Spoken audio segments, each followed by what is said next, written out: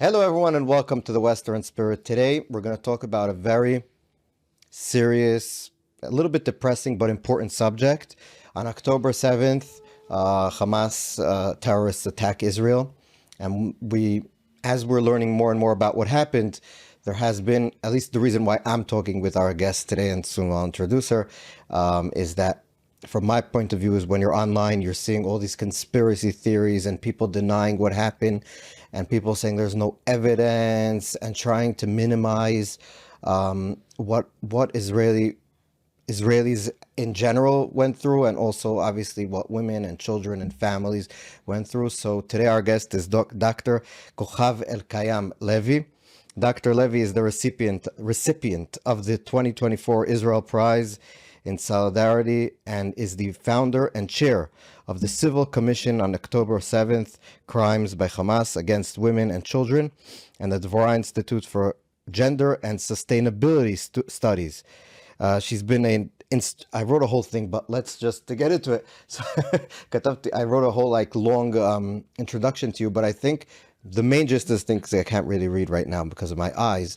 The main gist is that since October 7th, you've been on the forefronts, studying, first of all, what happened exactly, and then bringing it to the people that are important to see and hear and hear know what happened. So, first of all, thank you for being with us. Thank you for inviting me. And second of all, thank you for doing what you're doing. So that's the two thanks that I think is important. So I want to start with your latest report about kinocide. So it's really a new term that you and your partners coined. So maybe just explain to us what it means. What did Hamas do?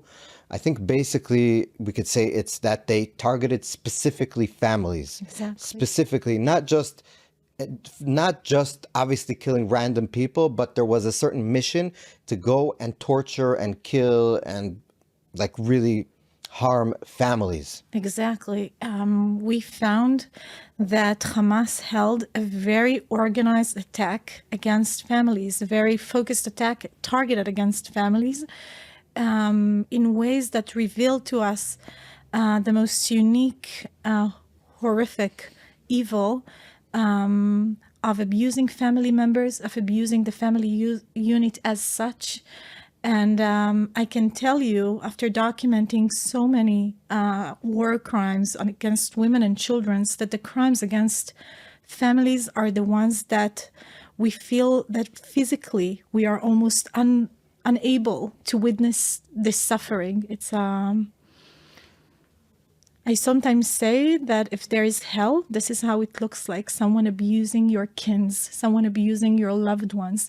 And the fact that international law has not yet acknowledged these crimes, now, after so many months into it, I feel like we must start a new process of recognizing it, of protecting families from this weaponization or from this. Can I just interject and just ask, what do you mean by targeting families? So I saw, I was reading through the report, and there's really disturbing examples. For example, you write in the introduction, you describe families that the kids either being murdered in front of the parents, or the opposite, kids or family members being tortured in front of the other family members. And at the end, almost all the times, they all get killed in the end either way.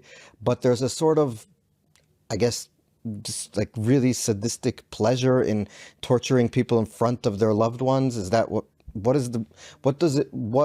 do they do that? I guess my question is. I want to take a step back and to say where it all started. So it all started from the denial of international organizations of what happened to women here and of the sexual atrocities. And we took upon ourselves the most difficult mission of documenting everything, and not only documenting and collecting all information about the war crimes against women and children, but analyzing it and watching it again and again and again.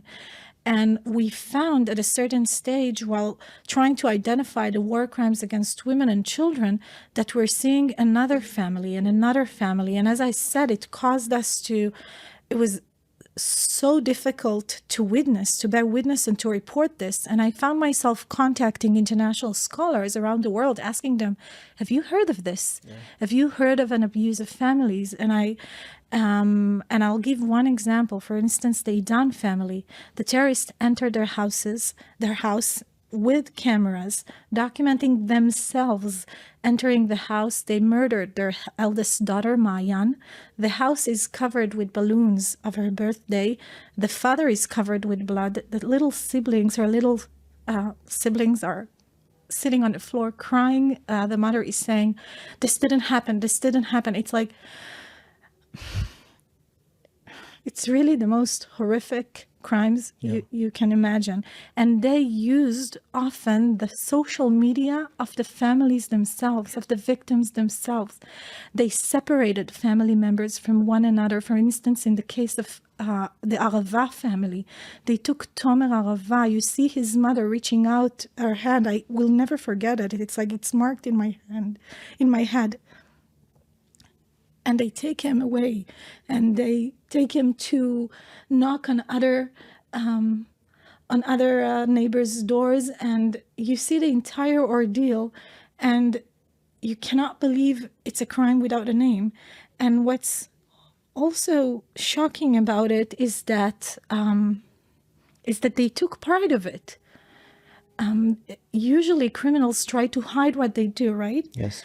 And here they celebrated this attack. They chanted religious words. Slogans. They were enthusiastic in doing this. And at a certain point, we realized that while we are seeing this shocked and horrified, actually people around the world may see this and take inspiration. Terrorists all around the world take inspiration. And this is what we're deliberating with global leaders and special national and international security experts all around the world, sharing with them this kind of abuse.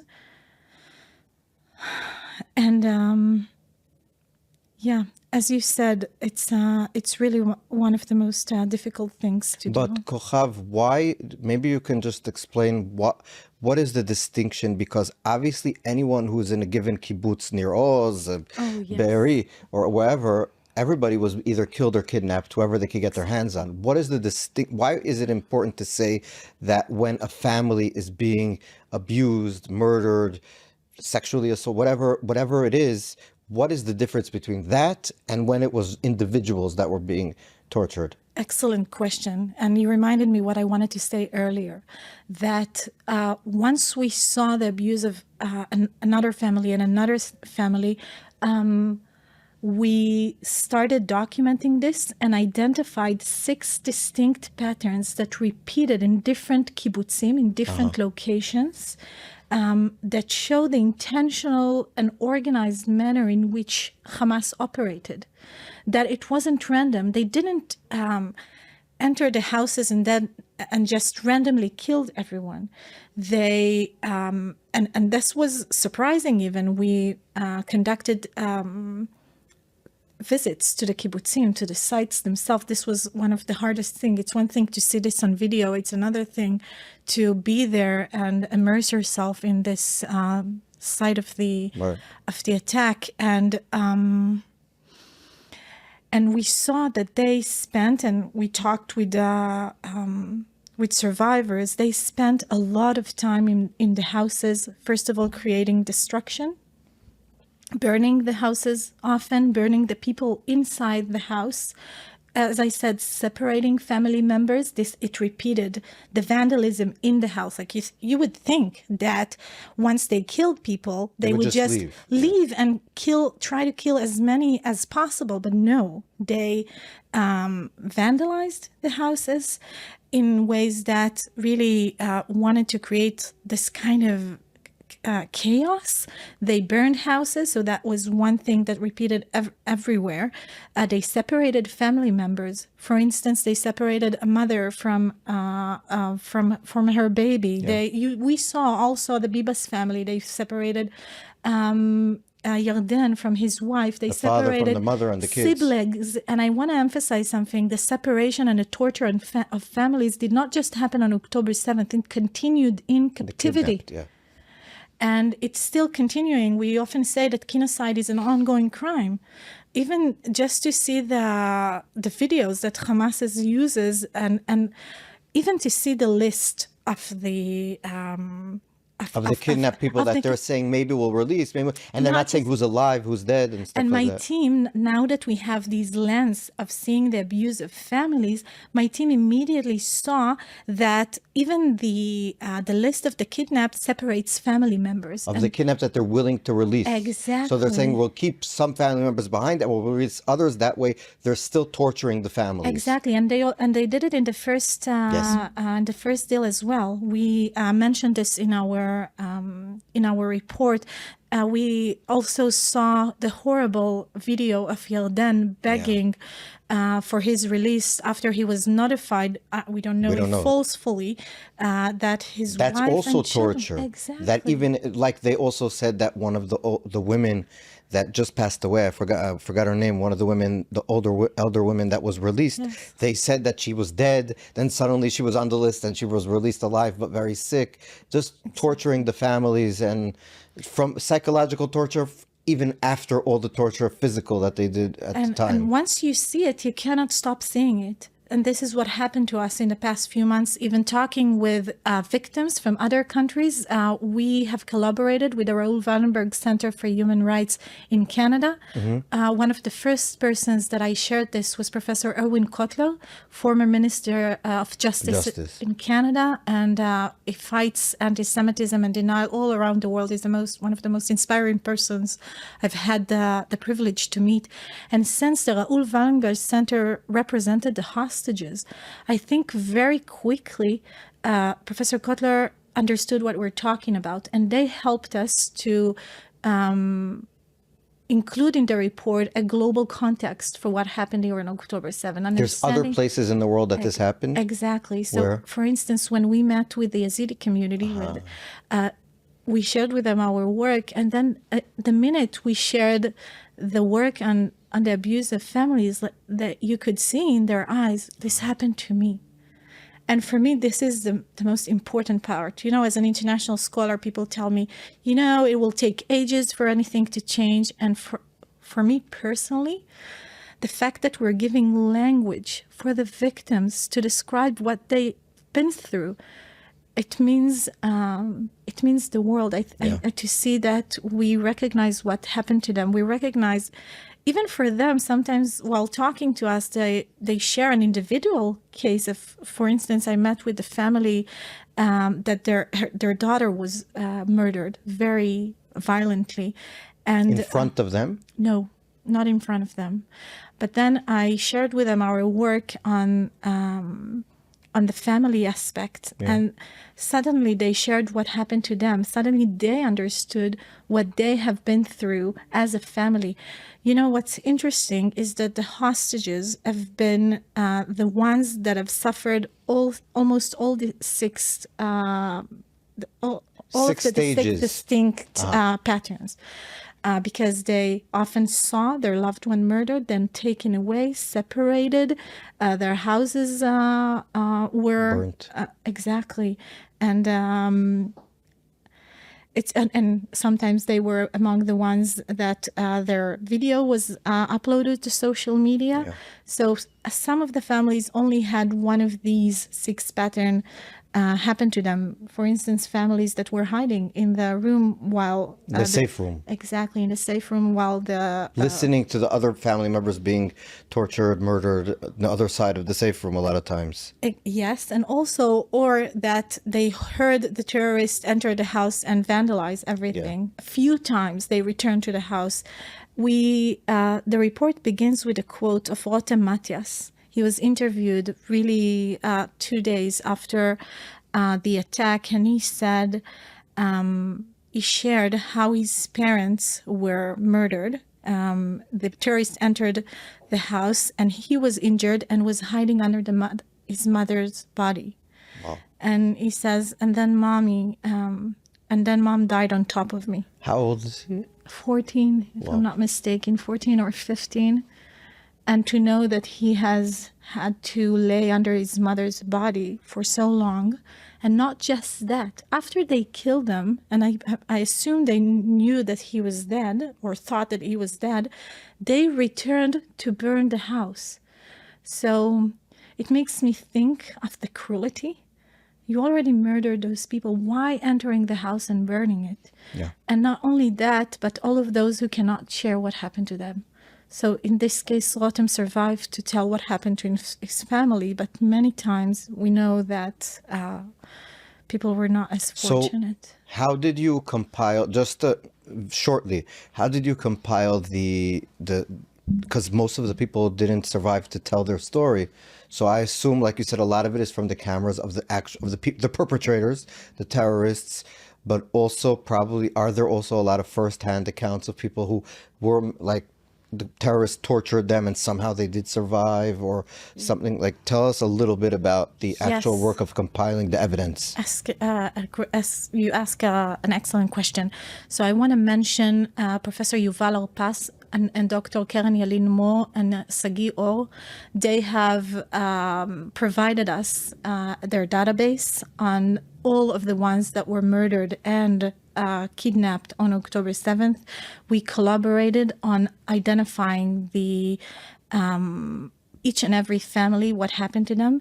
We focused our attention with them on their database on 140 families that had, of course, it's more than that, but we focused our study with them on 140 families. We logged all the information of the families we've interviewed. We conducted site visits. Together, we were able to create Pieces of the puzzle. Exactly. We have this spreadsheet of Excel that we were able to see the patterns repeating. We have each of the survivor has its own, information logged, and we were able to, in this way, understand and Could I ask another question? That there's this movie film that almost no one has seen, only like journalists and diplomats, that the IDF spokesperson has about 40 minutes long. Is that something that, I guess my question is, first of all, did you use those videos to... Of course. So those videos that most of the world has not seen and probably won't see because they're not, at least as of now, it doesn't look like they will release the video. So those videos that were used to compile a lot of this, that to know, like, for example, I know that I haven't seen it, but from people who saw it, that there's a scene with the two kids, that their father gets killed in front of them with a grenade, and they run to their mother. Yeah, so that's obviously kinocide. They're killing the father in front of the two kids, and then they run to the mother, and in the video, everything is seen from the terrorists' own... It's actually, Mishpachat Asa is actually the videos... the Tassa family. The Tassa family, sorry. No, it's okay. Yeah, the Tassa family is... we saw the videos of the family itself from the house. They had cameras. Security cameras. Exactly, security cameras that the father installed. And so this way we could see what happened to them. We interviewed their mother. Yes. Yes, this was one of the most difficult scenes to... Could you describe the scene just without graphic details? I prefer not Okay. to. So that's the first story. The second thing that I want to say, that after October 7th, I mentioned it in the intro, short intro, because I couldn't read, sorry, is that after October 7th, something that I realized is that there suddenly started a trend, especially on social media, but then also serious influencers, people who have a big following, and even some journalists on not so fringy news sites that basically said there's no proof that there was any, first of all, there's no proof that Hamas targeted systematically civilians. So they'll say, yeah, obviously civilians died, but they were in effect attacking military installations, and therefore obviously civilians, collateral damage. That's number one. And the second, I guess, claim is that there's no evidence that Hamas used sexual violence to conduct its terror on October 7th. And obviously, I thought to myself, like, what, first of all, what makes people feel so strongly that they have to say that? Like, 1,200 people died. Let's say, I think 300 were soldiers, more or less. So you have 800 people, innocent civilians, women, children, elderly people, 200 hostages. Almost most of them, bulk of them were not soldiers that were kidnapped. A music festival that gets attacked and all these people massacred. Why do you feel the need to downplay it? Like, that's number one. And so I guess, and the second thing is that it's very difficult to have firsthand accounts of people being sexually assaulted when they're all being killed right after. So, yeah, so my question is, how were you able, this is the report that you came out before this one, how were you able to access evidence when the people, the victims are all dead, more or less? So I'll answer all A of these bunch of questions. questions. Yes. Train of thought. Yeah. So I want to say, often I think of this and I can't get my head around it. Like the fact that they documented themselves doing that, and we're facing this denial. This, Yes. it's, when I received the Israel Prize, they asked me to choose an artist or a picture that I want to have, and I chose this artist, Anna Ginsburg, who had this photo of a woman, and under it that is with tears of blood, and said murdered twice, because this is what really happened. The first time they murdered these women, and after abusing them, and the second time, the second murder is the fact that we saw silence and denial. Yes. And not only of the sexual atrocities, but also of all, like you said, of the entire attack and of Hamas's intentions on doing that. And as I said, they themselves document and said that they were going to do it and celebrated it, and Exactly. Yeah, it's So very I weird. often just think, okay, this is blatant anti-Semitism, and what's most frightening for me, or the most scary thought, is the fact that the international system has become very anti-Semitic. Yes. In ways that, people ask me, why were you surprised? And I often say, why did you expect the UN to respond differently?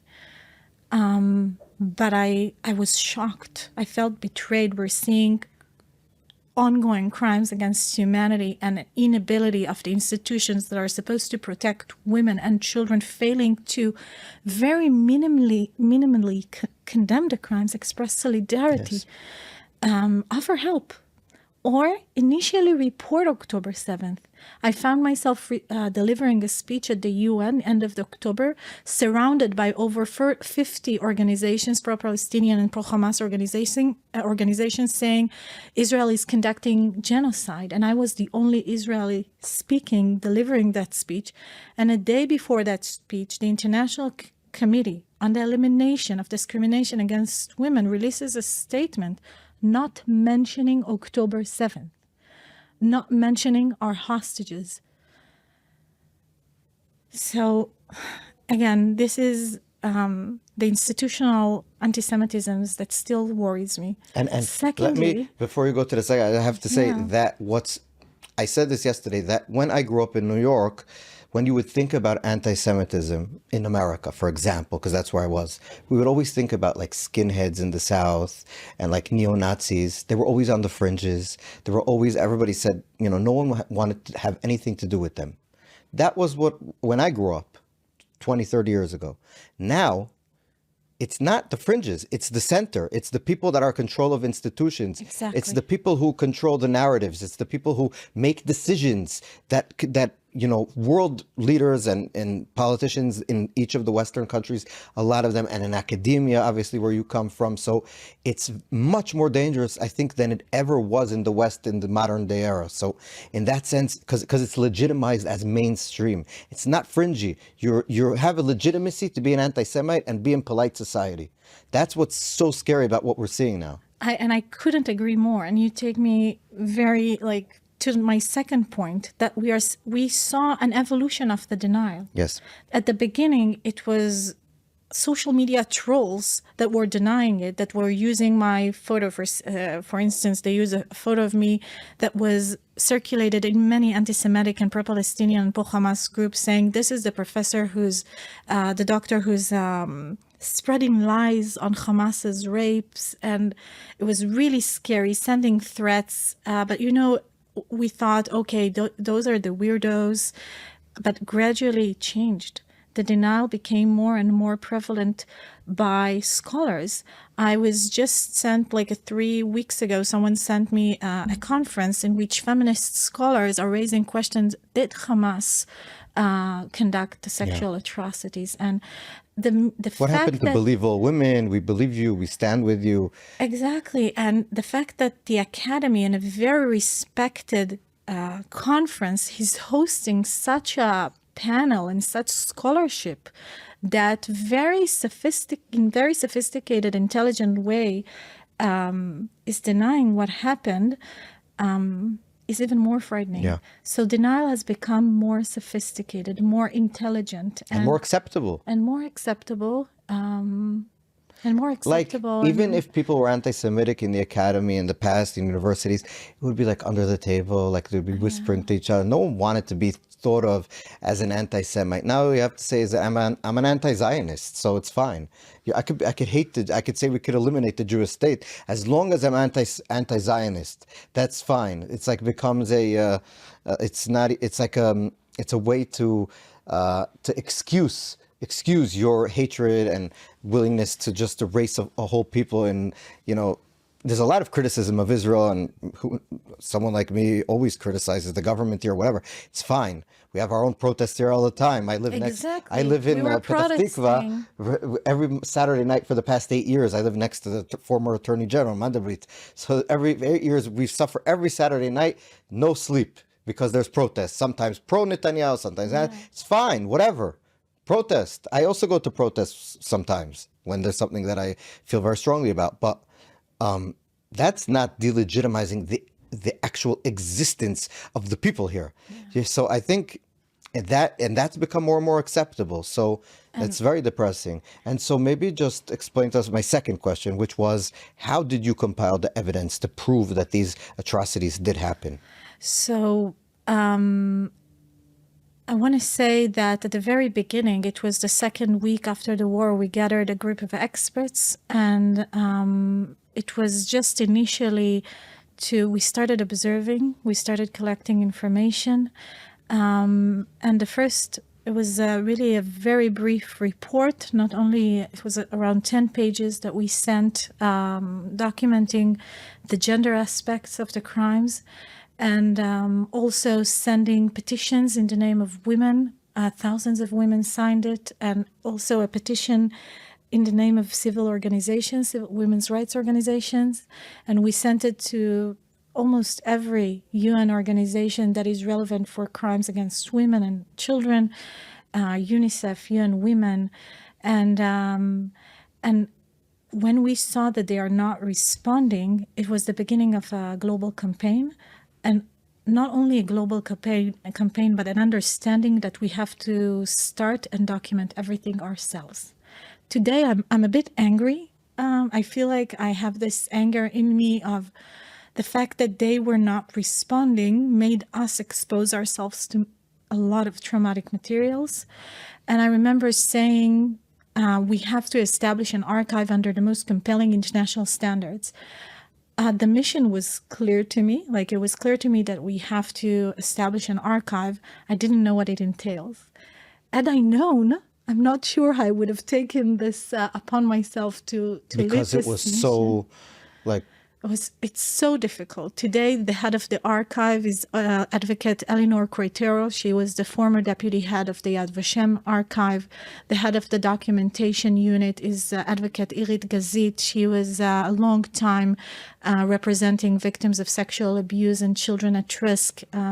Merav Israeli Amarant is the head of the CEO of the commission, and she has also represented victims of sexual abuse. And we know, and so we started compiling and collecting information from different locations of what happened on the sexual atrocities. And actually 2025, we plan on releasing our report on this But how did you compile that? I know it might be a difficult question, but it's not a difficult question. So maybe I'll rephrase. When the victims aren't alive and the people who did the atrocities are either dead because they were terrorists and were killed by the IDF, or they don't want to just tell their stories in prison. You know, it was hectic also after. People were still, and you're saying 2 weeks after, there were still terrorists inside Israel. Still, they were fighting in some of the kibbutzim. Some people would be driving, suddenly 3 terrorists come up in the middle of nowhere. In Rahat, suddenly 2 terrorists a month later came out.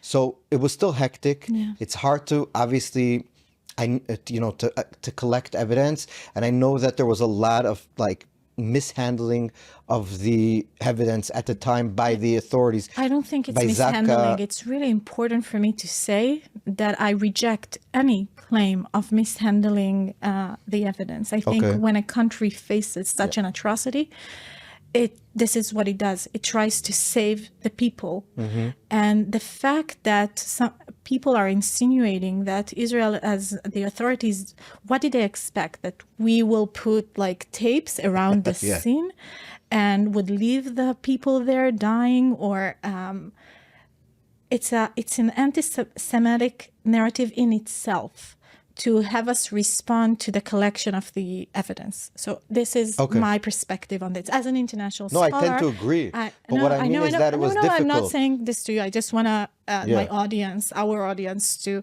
hear that. So I agree. And then, as an international scholar, I can tell you that even years, decades after sexual atrocities are conducted, we have gone such a long way to be able to prove this. And I'll give you an example how images of the bodies, that's one thing. Images of the bodies, eyewitnesses. There are eyewitnesses? Yes, there are eyewitnesses that have heard this, that have heard of sexual abuse, that have saw. That have seen also. Yes. You have also... the people, first responders that were there and saw the bodies and their condition. You have the people at the morgue who received the bodies and have seen their conditions and have reported very early of what they saw. And I think I want to mention here for everyone who's listening, the film Screams Before Silence. I really recommend it's Sheryl Sandberg. From Facebook, formerly. Yeah, I think it's in a very intelligent way and a sensitive way is exposing just a fraction of what we know. And I want to remind us that the special UN rapporteur on sexual violence in conflict areas was here, Pramila Patten, and released herself a report during March. We've met with her, we shared with her information, and released a report that exposes the brutality against the victims. They were not only raped, but were tortured and maimed, I think, a lot. Yes, and gender-based crimes are not only rape, but torture of the bodies, erasing women's faces, cutting specific organs, gang rape. She revealed a lot of those brutal crimes in her report. So how do you explain we already asked it, but the fact that it's unbelievable that there's this people saying this didn't happen. It's I can't even get you can say, looking at all the evidence, because you wrote the reports, you're still writing a report, that there's ample evidence that these crimes took place, that this was systematic, that this was not just one guy going and doing all these things. These were numerous cases. How many cases do you think we can say? No, we cannot say. I think but this wasn't one or two. It wasn't one or two. It will be for international tribunals and those who will prosecute the case. We can do another episode on how the prosecution is going to look like. We know specific people that did this, that we caught, that are in jail here, that did these crimes, some of these So crimes? this would be for the authorities to answer. We are focusing our investigation not on the investigations of the perpetrators, but on the evidence and the victims themselves. And this is what we are going to reveal. And I want to say something. As a feminist scholar, I can tell you that even in individual cases, this is what I said at the end of October at the UN. Usually, victims of sexual atrocities, of sexual crimes, right? Individual victims experience denial.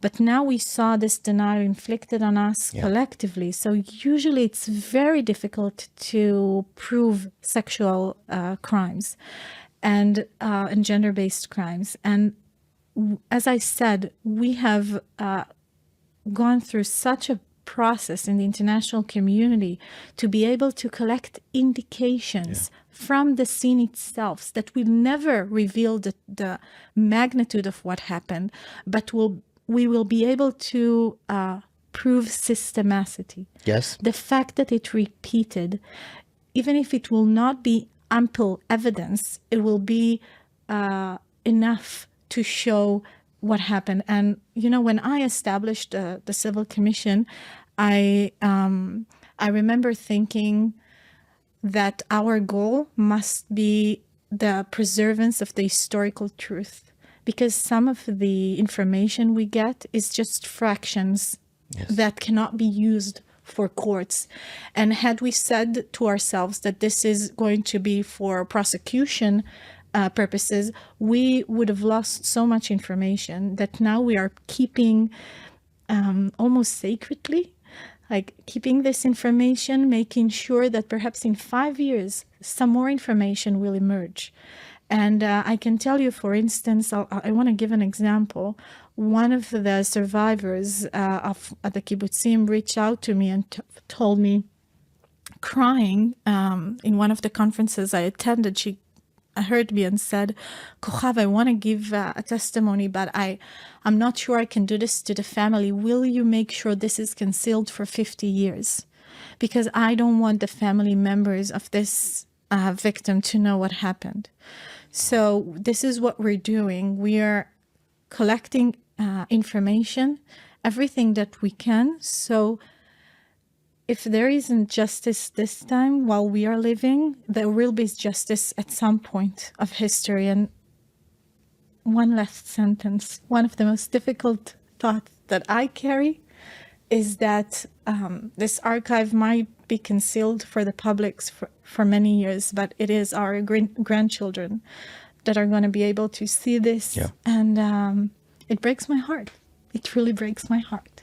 Yeah. So I'm going to move on to, but this next subject probably also breaks my heart and your heart, or all our hearts.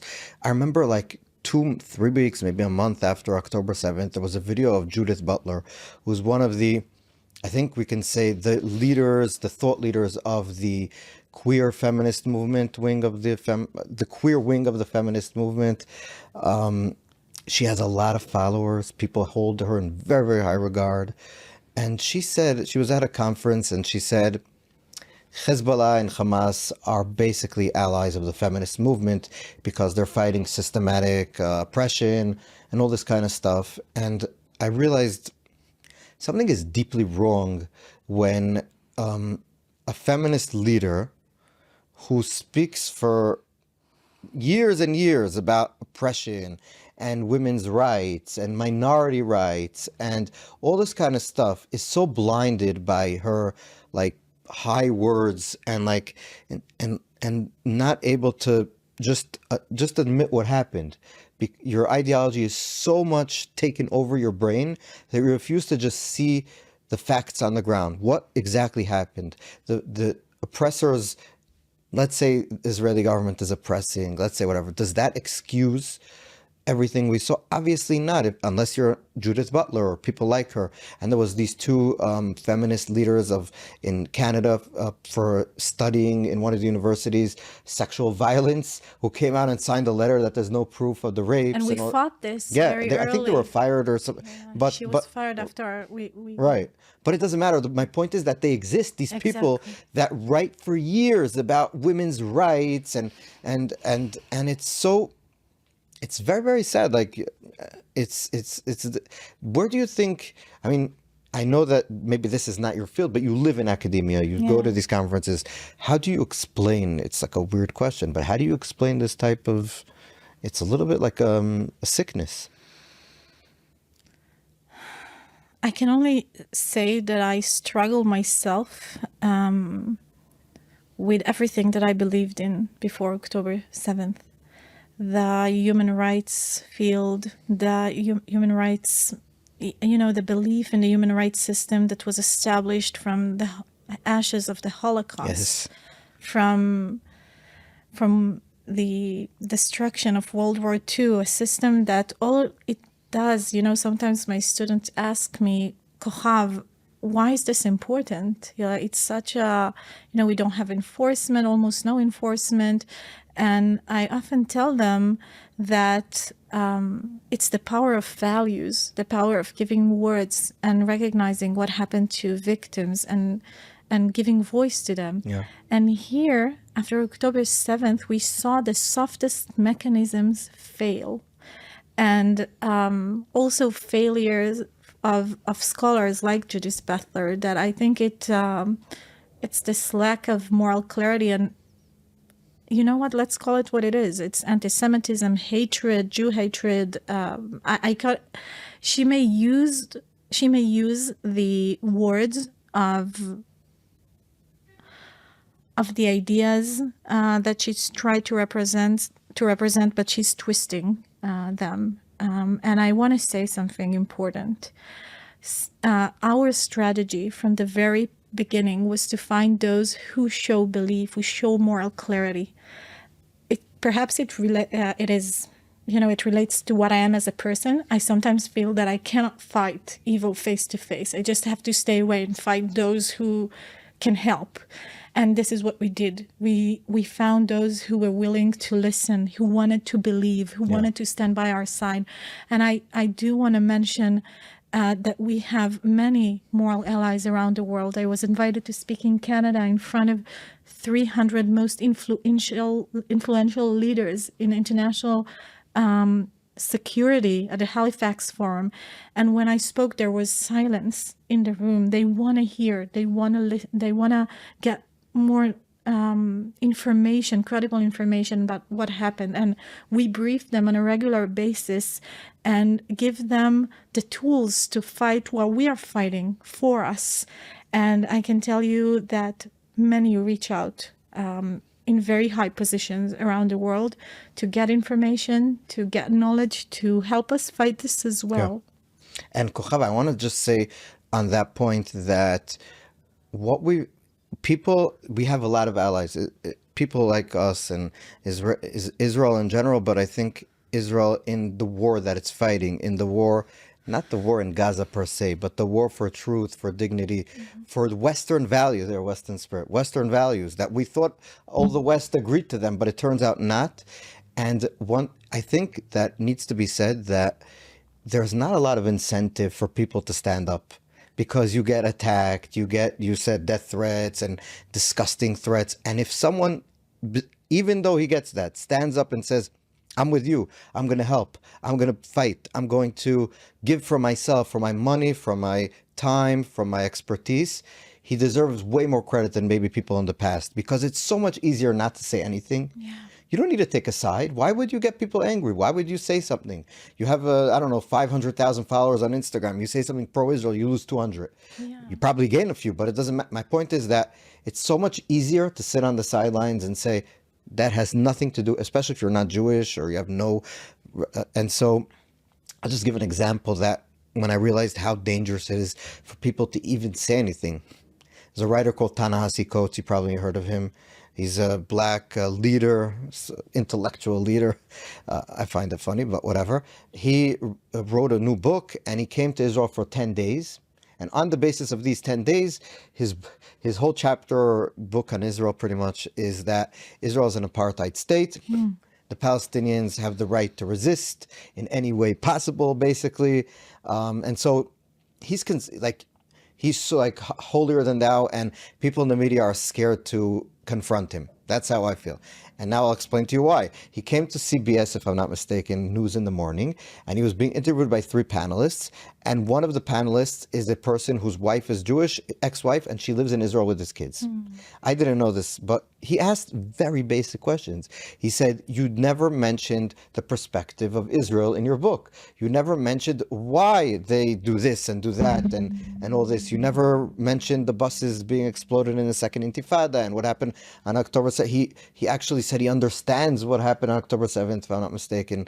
And so those were legitimate questions. He then, we know from leaked audio from the boardroom of CBS News, is that all his coworkers attacked him and complained about the fact that he even dared to ask the questions.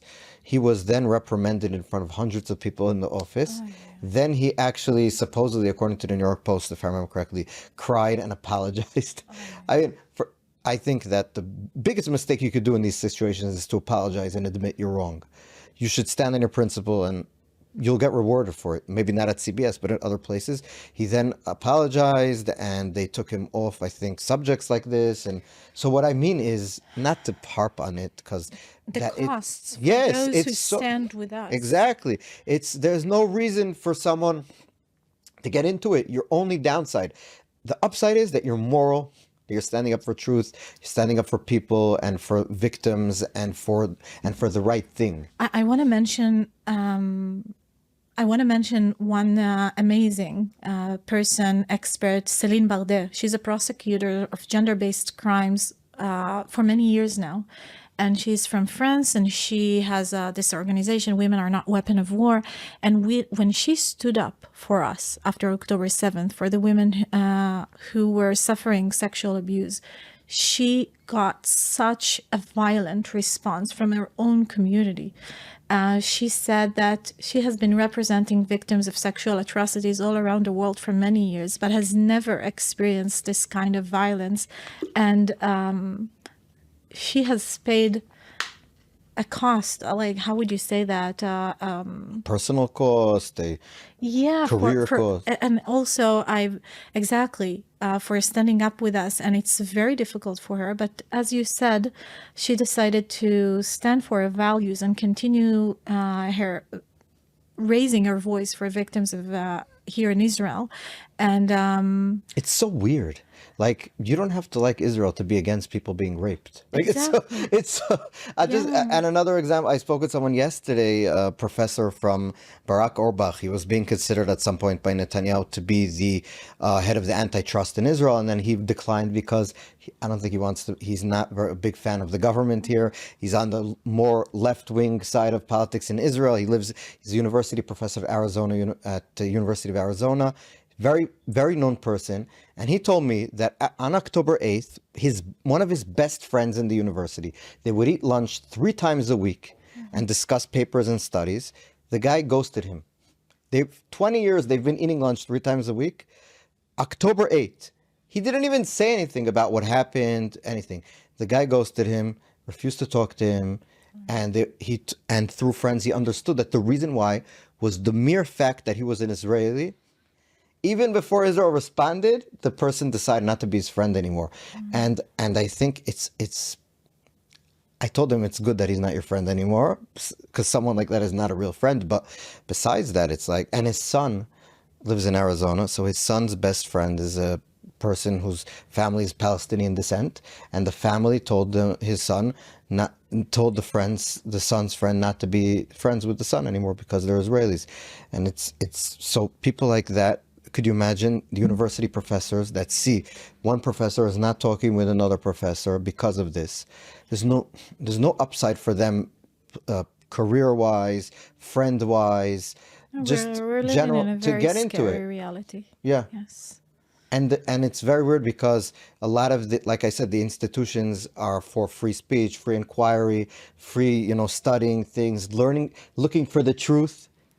And then I think you're describing even what the universities here, the academy in Israel is experiencing. So the academy has been very involved in the protests against the government. We've been so much fighting for gender equality, for freedoms here in Israel, but it didn't change anything. It doesn't change the fact that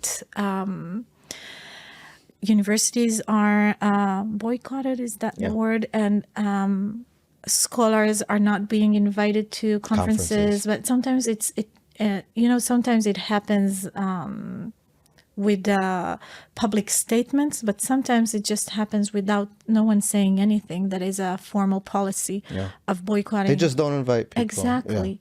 And I think we're only seeing the beginning of it. These are scary processes. And I think everyone who wants to stand for the truth needs to stand up against this. And again, it doesn't matter what your position is on the Israeli government, this one or the next one or the third one. And all Western countries are facing, democratic protests and challenges. In the U.S., we saw abortions got restricted. Exactly, restricted, and it's happening everywhere in the world. So we're now seeing this kind of regressions in human rights, but Israel is isolated very differently and demonized. You mean, are you going to tell me there's a double standard? I'm being ironic, but there is a very big double standard. And not only double standard, sorry to interrupt you, Ariel, I want to say something that is really disturbing to me, that many UN mechanisms, I can't even start explaining that in a nuanced way, but I'll just say, are not representing the suffering in Israel. And we see the UN Secretary General holding this position and already creating an environment of hatred and demonization of Israel. And an equivalency between Hamas and Israel. Exactly. Like, they're the same. Even on the sexual atrocities, they did that. Yes, even though there's like zero evidence of something like that happening on a systematic even if there way. Even if there are evidence of sexual abuse, they'll be prosecuted too. Cochav, I find the conversation that we had important but depressing, but it's important to get this stuff out. And I do think that the one good thing that we spoke about at the end is that there's a lot of allies, a lot of people that all over the world that are with us and that want, you're being invited, you're getting, people are reading what people like you have to say and listening. And so it's important to maybe also through this platform to get the word out. And so I thank you so much for being with us. Thank you. Thank you for inviting me, and the truth will prevail. Yes, I agree. And thank you guys for watching us. And I want to say that please, I was told to say this because it is important, donate to my Buy Me Coffee so we can keep this platform running. So thank you so much for being with us, and we'll see you on our next episode. Thank you, Ariel.